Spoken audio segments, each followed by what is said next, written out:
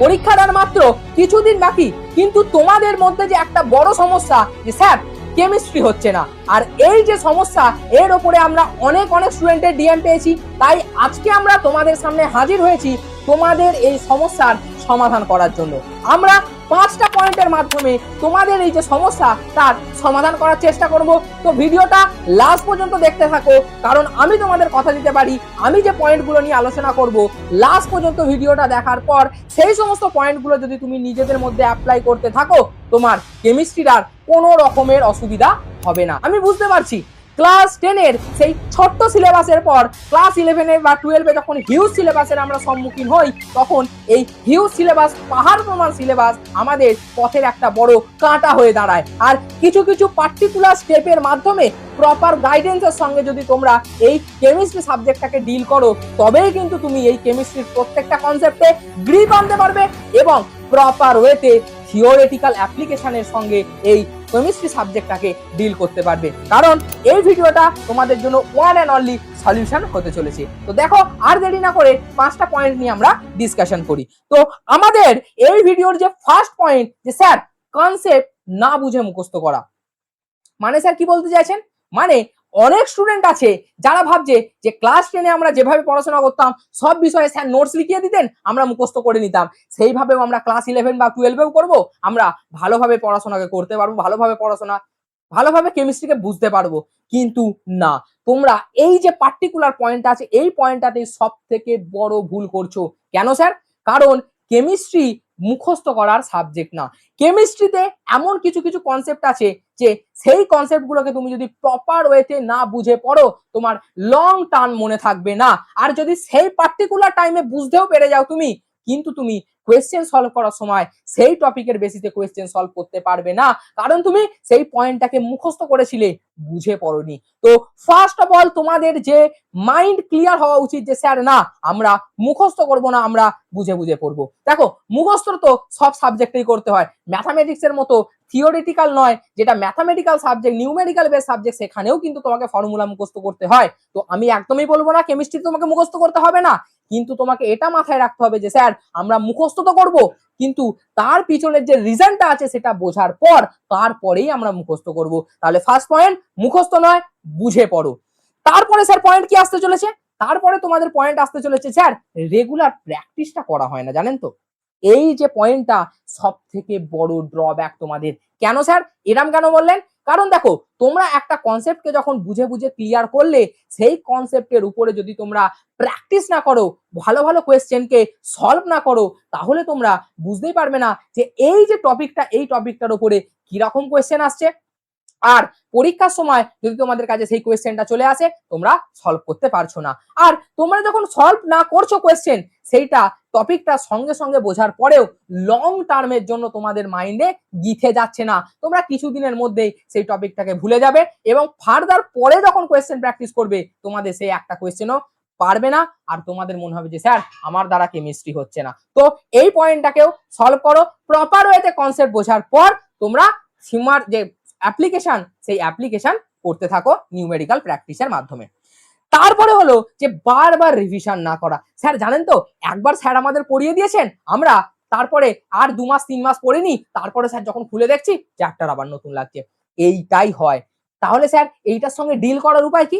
তোমাদের এইটার সঙ্গে ডিল করার একমাত্র উপায় হলো যে তোমাদেরকে কিছুদিন গ্যাপে রিভিশন করতে হবে। তোমরা কি করতে পারো? তোমরা যে ফার্স্ট বার স্টাডি করলে, স্টাডি করার একদিন পর একবার থরলি রিভিশন করে নিলে, থরলি রিভিশন করার পর ধরো 3 দিনের মাথায় একবার বললে স্যার আরেকবার রিভিশন করে নি, তারপরে স্যার 3 দিন হয়ে গেল, এক সপ্তাহের মাথায় স্যার আরেকবার রিভিশন করে নি।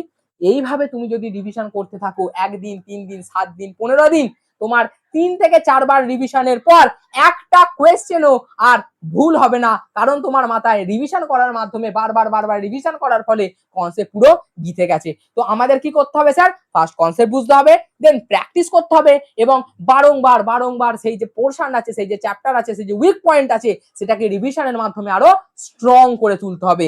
তাহলে 4 নম্বর পয়েন্ট কি বোঝা গেছে? এবার 4 নম্বর পয়েন্টে দেখবো আমরা যে এক্সাম ওরিয়েন্টেড প্রিপারেশন না করা। অনেকেই আছো ভাবো যে না, সায়েন্সে উঠেছি মানে এইটুকু পড়লে হবে না, স্যার যেটা পড়াচ্ছেন সেটা পড়লে হবে না, আমাকে আরো বেশি বেশি করে জানতে হবে, কারণ আমি যদি আরো বেশি বেশি বেশি বেশি করে না জানি তাহলে কিন্তু আমি কিচ্ছু করতে পারবো না। এই জায়গাটাই তোমাদের ভুল।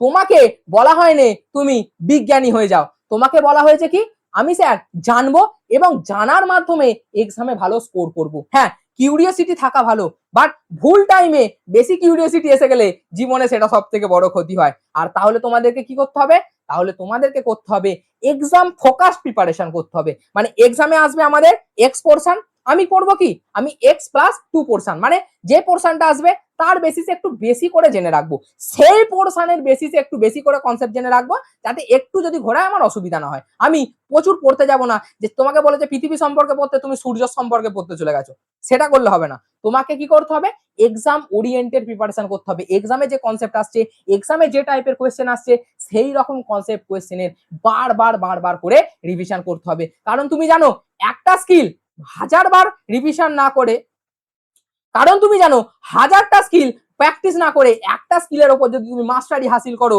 সেইটা তোমার সব থেকে স্ট্রং পয়েন্ট হবে। তাহলে তোমাকে কি করতে হবে, এই কথাটা মাথায় রেখে তোমাকে এক্সাম ওরিয়েন্টেড প্রিপারেশন করতে হবে এবং বারবার বারবার রিভিশন করতে হবে। এবং আমাদের ফিফথ পয়েন্ট কি হতে চলেছে, ফিফথ পয়েন্ট হতে চলেছে মক টেস্ট না দেওয়া। স্যার জানেন তো আমার কোচিং এ পড়াশোনা ভালো করে হয়ে গেছে, স্যার পড়িয়ে দিয়েছে, কোয়েশ্চেন প্র্যাকটিস করেছি কিন্তু মক টেস্ট দিই। এইটা হলো তোমাদের 5 নম্বর সব থেকে বড় ভুল। আর এই ভুলটা করার জন্যই তোমরা পরীক্ষার হলে প্যালপিটেট হয়ে যাও, প্রেসারে চলে আসো যে স্যার এবার কি করে কোশ্চেন সলভ করবে, আর কি করে করব।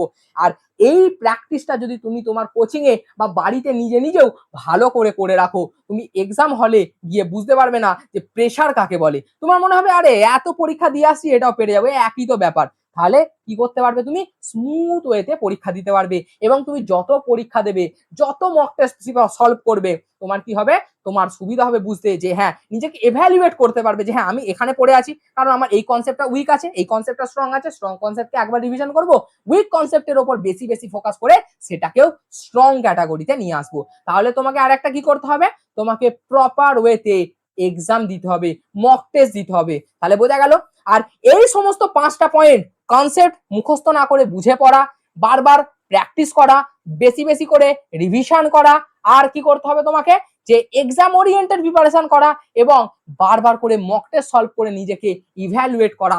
এর মাধ্যমে তুমি কি করতে পারো, এর মাধ্যমে তুমি নিজেকে গ্রো করতে পারো এবং কেমিস্ট্রির ভয়কে বলতে পারো টাটা বাই বাই। আর এই যে পয়েন্টগুলো যদি তুমি নিজেদের মধ্যে অ্যাপ্লাই করো, এই পয়েন্টগুলো নিজেদের মধ্যে অ্যাপ্লাই করলে তুমি নিজেকে একটা স্ট্রং পজিশনে নিয়ে যেতে পারবে এবং বলতে পারবে যে হ্যাঁ না আমিও কেমিস্ট্রি পারি, আমিও সায়েন্স পারি। তাহলে আর দেরি না করে এই যে ভিডিওর পয়েন্টগুলোকে নিজেদের মধ্যে ইমপ্লিমেন্ট করো এবং কেমিস্ট্রিতে মাস্টারি হাসিল করো। তাহলে দেখা হচ্ছে নেক্সট ভিডিওতে, টাটা বাই বাই। নিজেদের ডাউট গুলোকে আমাকে ডিএম করতে পারো, তার উপরে ভিডিও বানিয়ে আমি তোমাদের সলিউশন আনার চেষ্টা করব। কারণ এই যে একটা ডাউট শুধু তোমার ডাউট নয়, এটা আরো হাজার হাজার স্টুডেন্টের ডাউট, যেটা আজকে আমি সলভ করে গেলাম। তো আজকের জন্য টাটা বাই বাই, দেখা হচ্ছে নেক্সট ভিডিওতে।